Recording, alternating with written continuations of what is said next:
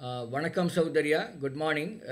உங்கள் இன்டர்வியூ பண்ணுறதுல ரொம்ப எங்களுக்கு மகிழ்ச்சி. Thank you so much, sir. Good morning, sir. IYM என்பது இக்னைட்டிங் யங் மைண்ட்ஸ் அப்படிங்கிற ஒரு அமைப்பு உங்களுக்கு தெரியும். இந்த அமைப்பு வழியாக உங்களை இன்டர்வியூ பண்ணுறது எங்களுக்கு மகிழ்ச்சி. இந்த பர்பஸ் ஆஃப் த இன்டர்வியூ என்னென்னா, உங்களை பார்த்து பல சின்ன குழந்தைகள், இப்போ நீங்கள் எட்டாவது படிச்சுட்டு 9வது போகிறீங்க, உங்களை மாதிரி 6வது 7வது படித்த குழந்தைகள் இருப்பாங்க இல்லையா, இதை பார்த்து ஒரு மோட்டிவேட் ஆகணும் அப்படிங்கிற எண்ணத்தில் இந்த இன்டர்வியூ பண்ணுறோம். சரிங்களா? இதில் சில கேள்விகள் நான் கேட்குறேன். நீங்கள் உங்கள் பதிலை நீங்கள் கூறுங்கள். சரிங்களா? Yes, sir. ஓகே. இப்போது நீங்கள் சௌந்தர்யா, உங்களை பற்றி ஒரு சின்னதாக ஒரு சுருக்கமாக சொல்லுங்கள். எந்த ஊர், எந்த ஸ்கூலு, உங்கள் பேரண்ட்ஸு, அந்த மாதிரி சுருக்கமாக சொல்லுங்கள். Yes, sir. Myself வந்து சௌந்தர்யா. நான் வந்து செங்கல்பட்டு டிஸ்ட்ரிக்ட்ல இருக்கேன். நான் படிக்கிற ஸ்கூல் வந்து Pallavapuram municipal higher secondary school, ஜமீன் ராயப்பேட். இந்த ஸ்கூல்ல தான் நான் 6th இருந்து படிச்சுட்டு வரேன். இப்போ 8th நடந்த NMMS எக்ஸாமினேஷன்ல நான் 6695 ஸ்டூடெண்ட்ஸ்ல 2638 ரேங்க் வாங்கியிருக்கேன். எங்க அப்பா வந்து சேல்ஸ்மேனா ஒர்க் பண்றாங்க. எங்க அம்மா ஒரு ஹவுஸ் ஒய்ஃப். உங்களோட பிறந்தவங்க எத்தனை பேர் சௌந்தர்யா? எனக்கு ஒரு யங்கர் பிரதர் இருக்காங்க. அவன் பேர் ஹரிஷ். ஓகே. இப்போது இந்த 8th இந்த ஸ்கூலில் படிச்சிங்க இல்லையா, இந்த 6ஆம் வகுப்பு, அந்த 6ஆம் வகுப்புக்கு முன்னாடி எங்கே படிச்சிங்க? அதுக்கு முன்னாடி நான் 5th தான் நாங்கள் செங்கல்பட்டு டிஸ்ட்ரிக்ட் ஷிஃப்ட் ஆனோம். அப்போ வந்து Sri Sathya Sai institute of education CBSE ஸ்கூலில் படித்தேன். அதுக்கு முன்னாடி கோயம்புத்தூர்ல இருந்தேன். அதுக்கு முன்னாடி கோயம்புத்தூர்ல இருந்தீங்க? Yes sir. எங்கள் ஊர் எந்த ஏரியாவில் இருந்தீங்க கோயம்புத்தூரில்? பீலமேடு. அங்க ஸ்ரீ கோபால் நாயுடு சில்ட்ரன் ஸ்கூல் மெட்ரிகுலேஷன்ல படிச்சீங்க? ஓகே. இப்போ இந்த ஸ்கூல் எப்படி இருக்கு உங்களுக்கு, இந்த இப்போ படிக்கிற ஸ்கூல்? எஸ் சார், கவர்மெண்ட் நிறைய ப்ரொவைட் பண்றாங்க. இப்போ கவர்மெண்ட் ஸ்கூல்ஸ்ல இருக்க ஸ்டூடெண்ட்ஸ்லாம் அவங்களுக்குள்ளேயே ஒரு இன்ஃபீரியாரிட்டி காம்ப்ளெக்ஸ் இருக்கும். ஆனா இந்த மாதிரி ஸ்காலர்ஷிப்பை பயன்படுத்திக்கிட்டாங்கன்னா அவங்களுக்கு நிறைய பணம் சேரும். சரி. இப்போ இந்த NMMS ஸ்காலர்ஷிப்பில் நீங்கள் ஒரு வெற்றியாளராக வந்திருக்கீங்க. ரொம்ப சந்தோஷம், வாழ்த்துக்கள். இப்போ இதுக்கு எப்படி நீங்கள் தயார் பண்ணீங்க உங்களை? எனக்கு 7th இந்த மாதிரி லீவ்லாம் எனக்கு தெரியாது. இந்த மாதிரி ஒரு ஆன்லைன் கோர்சஸ்ல இருக்கு, அது மூலமா படிக்கலாங்கிறது எனக்கு தெரியாது. 8th வந்த பிறகுதான் ஓகே NMMS அது முன்னாடியே தெரியும். இருந்தாலும் 7th லீவ்ல வந்து எனக்கு ஆன்லைன் கிளாஸ் கிடையாது.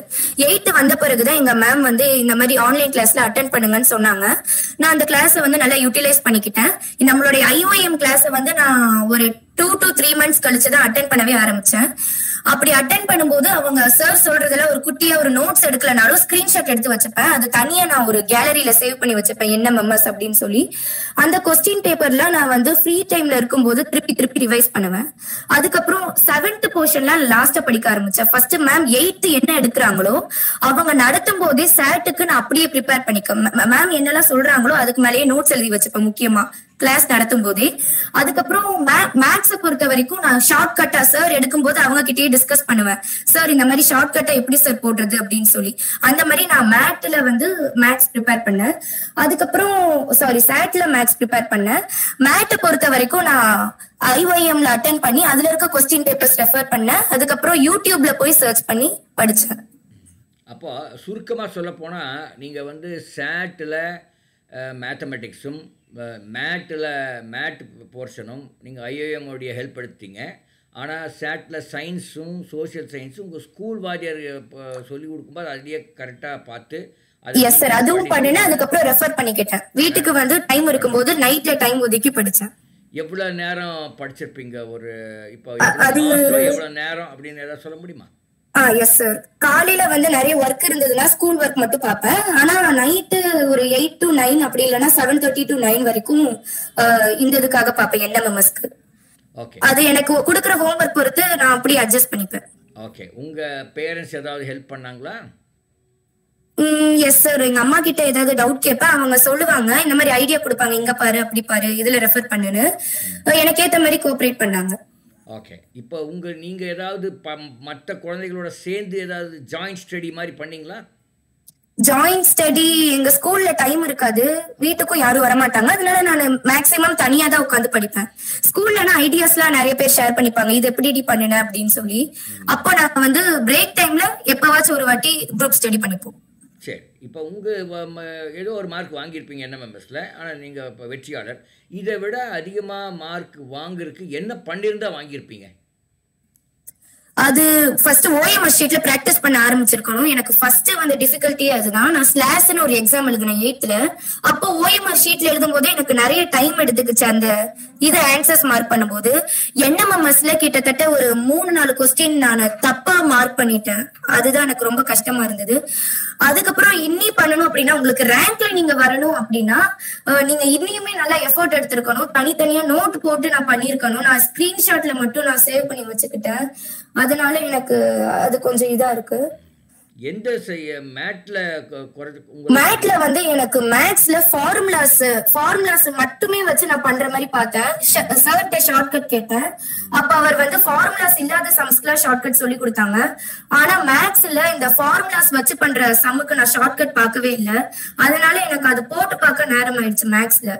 அதே மாதிரி சயின்ஸ்ல 7th போர்ஷன்ல கொஞ்சம் குட்டி குட்டியா பெருசா இருக்கிறதெல்லாம் கொஞ்சம் விட்டேன். ரொம்ப சிம்பிளா இருந்ததையும் விட்டேன், ரொம்ப கஷ்டமா இருந்ததையும் விட்டேன்.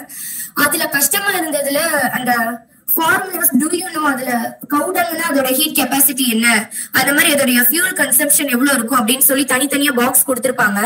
பாக்ஸ் தானே அதுல இருந்து வரும்னு எல்லாரும் விடாம அதையும் நல்லா படிக்கணும். அது கேட்டிருந்தாங்க. அதுலதான் எனக்கு ஒரு இது ஆன்சர் தெரியல. அதாவது இந்த டூ யூ நோ அப்படின்னு வருது அது மாதிரி இல்ல சார், அது தனியா கொடுப்பாங்க. ஒரு பாக்ஸ் மாதிரி கொடுத்து இப்ப ஸ்பெசிபிக் ஹீட் கெப்பாசிட்டி அப்படின்னா இப்போ வாட்டருக்கு இவ்வளவு இருக்கும், மெர்குரிக்கு இவ்வளவு இருக்கும் அப்படின்னு சொல்லி தனித்தனியா பாக்ஸ் கொடுத்திருப்பாங்கல்ல, அதுல இருந்து கேட்டிருந்தாங்க. ஓகே. இப்போ நீங்க எந்த இதுல உங்களுக்கு மார்க் குறைஞ்சிருச்சுன்னு ஃபீல் பண்ணீங்க? சாட்ல மேத்ஸ்ல தான். மேத் கூட நான் நல்லா பெர்ஃபார்ம் பண்ணா. நான் ஏன் மார்க் சாட்ல வந்து மேத்ஸ்ல ஆமா ஃபார்முலாஸ் தானே, அது ஈஸியா போட்டுறலாம்னு நினைக்காம அதுக்கும் ஷார்ட்கட் பார்த்து இருந்திருக்கும். சரி, இப்போ வந்து 7ஆம் வகுப்புல இருந்து 8ஆம் வகுப்பு போயிருப்பாங்க சில குழந்தைகள் இல்லையா? உங்களுக்கு என்ன ஒரு அட்வைஸ் சொல்லலாம்? நீங்க என்ன சொல்றீங்க அட்வைஸ்? இப்போ இந்த வெக்கேஷன் டைம்ல ஐஒஎம்ல நிறைய கிளாஸஸ் வைக்கிறாங்க. இதை நல்லா யூட்டிலைஸ் பண்ணிக்கோங்க. ஏன்னா 8th போயாச்சு அப்படின்னா நம்ம சிலபஸுக்கும் பார்க்கணும், என்எம்எம்எஸ்க்கும் பார்க்கணும். அப்ப 8th முடிச்சனாலும் இப்ப 7th நீங்க ரிவைஸ் பண்ண ஆரம்பிச்சிருக்கணும். இப்போ லீவ்ல 7th புக் பார்த்தோம் அப்படின்னா 8th மேம் நடத்தும் போதே நமக்கு ஒரு கிளாரிபிகேஷன் கிடைக்கும். ஓகே, அப்போ நீங்க என்ன சொல்றீங்கன்னா இந்த லீவ்ல 7th புக்கை மீண்டும் படிங்க அப்படிங்கிறீங்க. படிச்சு இப்போ எழுதியிருப்பாங்க. மீண்டும் என்எம்எம்எஸ் எக்ஸாமுக்கு பார்த்து அதுக்கு எப்படி படிக்கணுமோ அந்த மாதிரி படிங்கன்றீங்க. இப்போ உங்களுடைய முழு பரீட்சைக்கு படிக்கிறதுக்கும் என்எம்எம்எஸ் படிக்கிறதுக்கும் என்ன வித்தியாசம்? சாரி சார், உங்களுடைய முழு ஆண்டு தேர்வா அந்த படிக்கிறதுக்கும் என்எம்எம்எஸ்க்கு படிக்கிறதுக்கும் என்ன வித்தியாசம்? என்எம்எம்எஸ் பொறுத்த வரைக்கும் நம்ம எல்லாத்தையும் புரிஞ்சு படிக்கணும். ஆனா மத்தபடி சிலபஸ்ல இருக்கிறத படிக்கும் போது நம்ம மக்கப் பண்ணுவோம். என்எம்எம்எஸ்ல முக்கியமான ஒரு பாயிண்ட்ஸ், அதாவது நம்ம இது வரைக்கும் பார்த்திருக்க மாட்டோம், அதை ரெஃபர் பண்ணி இருந்திருக்க மாட்டோம். அதெல்லாம் தான் ரொம்ப முக்கியமா பார்க்கணும். இப்போ ஸ்பெசிபிக் ஹீட் கெப்பாசிட்டி இவ்வளவு இருக்கு, இந்த இடத்துல வந்து இதோடைய சயின்டிபிக் வேல்யூ இதை வந்து இந்த ஃபாரன்ஹீட்டை செல்சியஸா கன்வெர்ட் பண்ணுங்க அப்படின்னு கேட்டிருப்பாங்க. அதெல்லாம் பார்க்கணும் சயின்ஸை பொறுத்த வரைக்கும். அதுக்கப்புறம் இதுல எது அசர்ஷன் ரீசன் முக்கியமா பார்த்திருந்திருக்கணும். அது புக்ல கொடுக்குற மாதிரி நம்ம மக்கப் பண்ணக்கூடாது. ஒரு லைன்ஸையும் நம்ம நல்லா பார்க்கணும். இந்த மாதிரி இதுதான் இந்த ஃபியூவலோடைய வர ப்ராப்பர்ட்டியா அப்படின்னு கேட்பாங்க. அது புக்ல இருந்து நம்ம பார்த்திருந்திருக்கணும். அசர்ஷன் ரீசன் ரொம்ப முக்கியமா பார்க்கணும். அதை நான் பார்த்திருந்தேன் சார். ஓகே, சரி. இது சோஷியல் சயின்ஸை பொறுத்த வரைக்கும் இயர்ஸ் ரொம்ப முக்கியமா குரோனாலஜிக்கல் ஆர்டர்ல அடுக்க சொல்லுவாங்க. அப்போ நம்ம புக்ல இருக்க இயர்ஸ கண்டிப்பா பார்க்கணும். அதே மாதிரி கிளாசரியில வந்து இப்ப ஷாலபோகா அப்படின்னா இந்த லேண்ட் வந்து இப்போ டெம்பிளுக்காக டிவோட் பண்ணப்பட்டிருக்கு அப்படின்னு சொல்லி கொடுத்துருந்துருப்பாங்க. அந்த இதுல நம்ம நல்லா பார்க்கணும். அந்த வேர்ட்ஸும் மீனிங்ஸும் தெரிஞ்சிருந்திருக்கணும். சோஷியலை பொறுத்த வரைக்கும் இயர்ஸ் நல்லா கண்டிப்பா தெரிஞ்சிருந்திருக்கணும். இந்த அரசர்கள் என்னென்னலாம் பண்ணினாங்க அப்படிங்கிற ஒரு கிளாரிபிகேஷன் இருந்திருக்கணும். இது சோஷியலை பொறுத்த வரைக்கும். மேத்ஸை பொறுத்த வரைக்கும் 7th மேத்ஸ் நல்லா பாருங்க, 8th மேத்ஸையும் நல்லா பாருங்க, செகண்ட் டேர்ம் வரைக்கும் நல்லா பாருங்க. 7th மேத்ஸ்ல நீங்க ஷார்ட்கட் யூஸ் பண்ணணும் அப்படின்னா ஷார்ட்கட் தான் யூஸ் பண்ணுங்க மேக்ஸிமம். அப்பதான் உங்களுக்கு டைம் வந்து கொஞ்சம் நல்லா சேவ் ஆகும். ஃபார்முலா தானே இது நம்ம போட்டுடலாம் அப்படின்னு சொல்லி இருக்காம எல்லாத்துக்குமே ஷார்ட்கட் பார்த்து வச்சுக்கோங்க. இப்போ இன்னும் கொஞ்சம் டெஸ்ட் எழுதியிருந்தா உங்களுக்கு யூஸ்ஃபுல்லா இருந்திருக்குமா?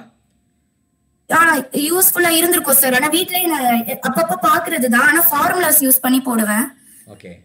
சயின்ஸ்ல ரிப்பீட் பண்ணதே நான் புதுசா உள்ள இருந்து புக்ல இருந்து ஒரு நாளும் ரிப்பீட் பண்ணாம ஒரு NMMS 2 monthsக்கு முன்னாடி வரைக்கும் நான் எடுத்ததையே நல்லா ரிப்பீட் பண்ணி இதுதான் வரும்னு சொல்லி படிச்சேன். நீங்க ரேங்க்ல இந்த மாதிரி 1000 ரேங்க்குள்ள வரணும் அப்படின்னா நீங்க ஒரு நாளும் நல்லா புதுசா அதுல இருக்கிறது எல்லாத்தையும் சேர்த்து வச்சு படிங்க. அப்பதான் உங்களுக்கு வர முடியும். ஓகே. இப்போ சரி, ஒரு கடைசி கொஸ்டின், கொஞ்சம் பர்சனல் கொஸ்டின். நீங்கள் என்ன ஆக விரும்புகிறீங்க சௌந்தர்யா பெருசான பிறகு? நான் வந்து வக்கீல் ஆகணும்னு நினச்சிருக்கேன். Advocate. Okay okay, advocate. Okay, thank you Soundarya. நீங்கள் நினச்ச மாதிரி நீங்கள் ஒரு நல்ல அட்வொகேட் ஆவீங்க. உங்களுக்கு நல்ல அட்வொகேட் அப்படிங்கிறவர் யார் ஞாபகத்தில் வராங்க? புரியல சார். யார் ஒரு நல்ல அட்வொகேட்னா நீங்கள் யார் உங்களுக்கு ஞாபகத்தில் வர்றாங்கன்ற? குட், சாரி சார், தெரியல. Good advocate. ஆக்சுவலாக நம்ம முதலமைச்சர் ஜெயலலிதா இருந்தாங்க இல்லையா? Yes sir. She is iron lady. என்னம்மா? அவங்க தான் சார் அயன் லேடி, தமிழ்நாட்டோட. ஆமாம், அயன் லேடி. அவங்க வந்து சொல்லியிருக்காங்க ஒரு இன்டர்வியூவில், நான் வந்து நடிக்க போகாமல் இருந்திருந்தா நான் வந்து அட்வொகேட் ஆகிருப்பேன் அப்படின்னு சொல்லியிருக்காங்க. Yes sir. அவங்க நான் நடிக்க போகலன்னா அட்வொகேட் ஆகிருப்பேன் அப்படிங்கிற மாதிரி அவர் சொல்லியிருக்காங்க. அது மாதிரி நீங்களும் அதே மாதிரி ஒரு அயன் லேடியாக ஒரு நல்ல அட்வொகேட்டாக வரணும் என்பது என்னுடைய ஆசை. இந்த இன்டர்வியூ கொடுத்ததுக்கு ரொம்ப நன்றி. இது எங்கள் குழந்தைகளுக்கெல்லாம் யூஸ்ஃபுல்லாக இருக்கும்னு நாங்கள் நினைக்கிறோம். மீண்டும் ஒரு முறை நன்றி. Thank you. Thank you so much sir.